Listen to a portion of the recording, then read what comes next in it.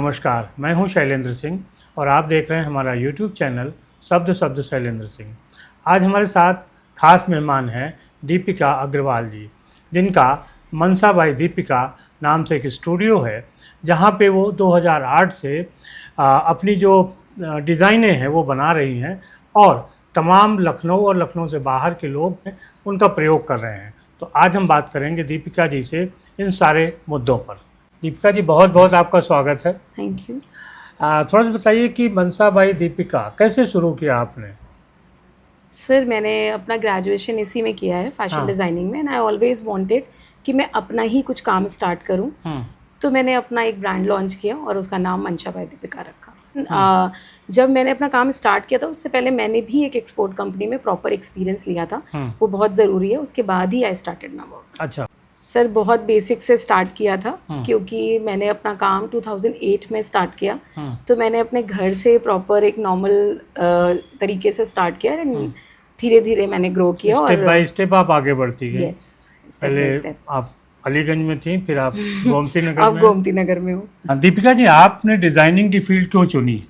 Sir, इसके पीछे बहुत फनी रीज़न है। I was a science student and I never wanted to be a doctor.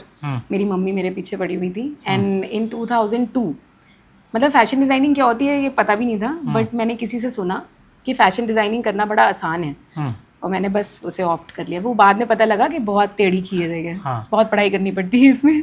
बस fashion designing choose करी तो उसी, और इतना मज़ा आया कि बस उसी में करियर बना लिया। वाह, ये भी अच्छा है कि जो आपने सोचा नहीं उसमें आपने करियर बनाया। बस यही था। कितने सारे काम करती हैं, कुछ और हॉबीज़ हैं आपकी इनके अलावा भी?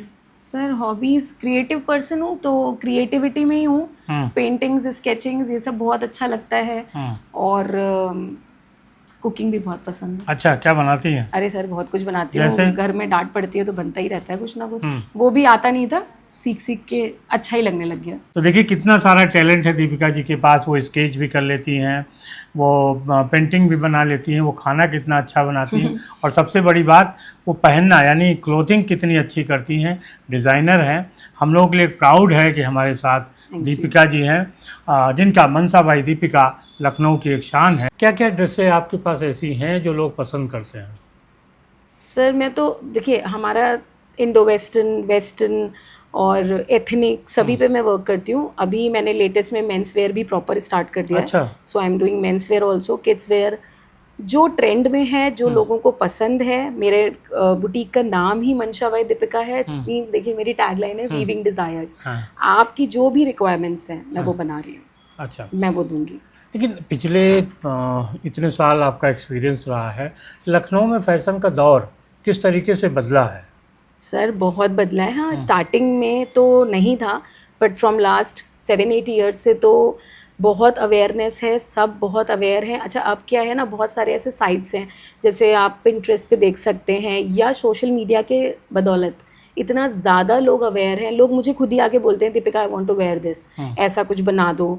तो इतना लोगों को पता है। अच्छा, पहले क्या होता था, पहले when I want to convince clients कि तुम ये कट पहनो या ये नहीं पहनो या ये तुम पे कम अच्छा लगेगा, ये ज़्यादा अच्छा लगेगा, तो लोगों को कन्विंस करना ठीक था। लोग ट्रस्ट करते ही हैं डिज़ाइनर पे, तो वो, लेकिन अब ज़्यादा आसान हो गया क्योंकि लोग ना, जब मैं अब किसी को बताऊं कि नहीं you are a short heighted और तुम्हें अपना जो बॉडिस का योग या जो भी डिज़ाइनिंग है वो थोड़े कम में लेनी चाहिए या यहाँ पे इन्हांस नहीं करवाना चाहिए, तो अब लोग खुद भी बताते हैं मुझे कि हाँ दीपिका, मैंने एक रील देखी थी उसमें ऐसा बता रहे थे, तो यस यू आर राइट, तो फिर ऐसे ही बनाओ। तो थोड़ा ईजी भी हो गया, लोग समझाना आसान हो गया, अब थोड़ा आसान है और लोग बहुत ज़्यादा अवेयर हैं इस चीज़ों को लेके। लोग डिज़ाइनर्स के पास इसलिए नहीं जाते कि उनको लगता बड़ा महंगा होगा। नहीं सर, डिज़ाइनर महंगा या सस्ता तो देखिए डिफरेंट चीज़ है, पर लोग जो डिज़ाइनर के पास आ रहे हैं ना वो इसलिए आ रहे हैं क्योंकि उन्हें ये पता है कि मेरी ये रिक्वायरमेंट यहीं पूरी होगी। देखिए सर, आप किसी टेलर के पास जाओ, आप बोलो फलाना फ़ोटो दिखा के कि ये बना दो, उसको पता ही नहीं है कैसे बनाना है। अगर वो उसको कोशिश भी करेगा ना तो वो आपकी बॉडी के अकॉर्डिंग नहीं बनाएगा। किसी की हाइट ज़्यादा है, किसी की कम है, कोई गोरा है, कोई कम गोरा है, जैसे भी है, कोई सांवला है, किसी पे कोई कलर सूट कर रहे हैं। पहले तो ये हो गया, फिर किसकी पर्सनालिटी कैसी है। फॉर एग्जाम्पल, अगर मेरी पर्सनालिटी बहुत सोबर साइड है, मैं नहीं बोल्ड कपड़े पहन सकती या मैं बोल्ड कलर्स नहीं पहन सकती, तो ये टेलर या कोई बुटीक पर्सन नहीं बता पाएगा। ये एक डिज़ाइनर ही बता पाएगा। अच्छा। क्योंकि एक डिज़ाइनर ही ये पढ़ के आता है कि हाँ भाई इस, और हम इतना एक्सपीरियंस ले लेते हैं, हमें पता होता है कि ये पर्सनालिटी या इस पर्सनालिटी का बंदा या बंदी यही पहनेगी, तो हम उसको उस तरह से सजेस्ट करते हैं। तो डिज़ाइनर के पास मे भी लोगों को महंगा लगे, बट फिर जब वो क्वालिटी होती है, क्वालिटी तो सर हम देंगे ही, ठीक है। लेकिन सबसे बड़ी बात ये होती है, कई लोग मेरे को क्लाइंट्स ऐसे बोलते हैं कि दीपिका मैंने यार 5 साल पुरानी तेरी ड्रेस निकाली, वो आज भी बहुत अच्छी लग रही थी मुझे पहन के।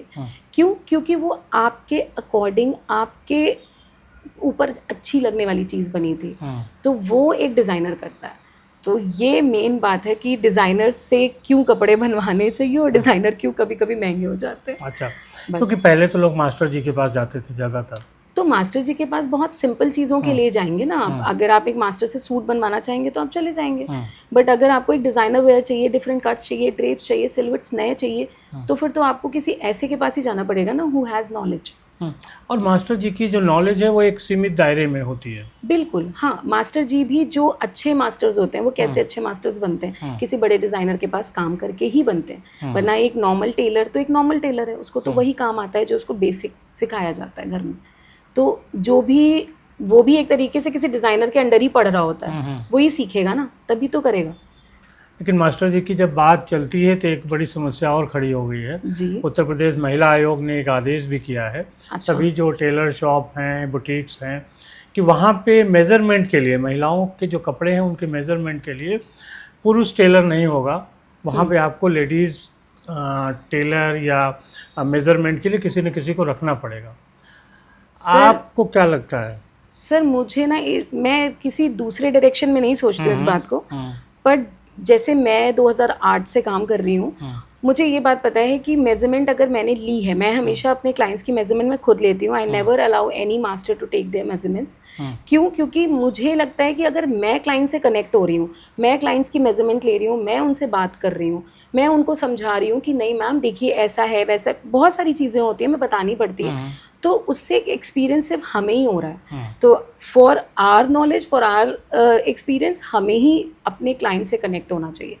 तो मैं दूसरे मुद्दे पे नहीं जा सकती हूँ, ना मैं जाना चाहती हूँ, क्योंकि आजकल सब बहुत ब्रॉड माइंडेड हैं या जो भी कह लीजिए।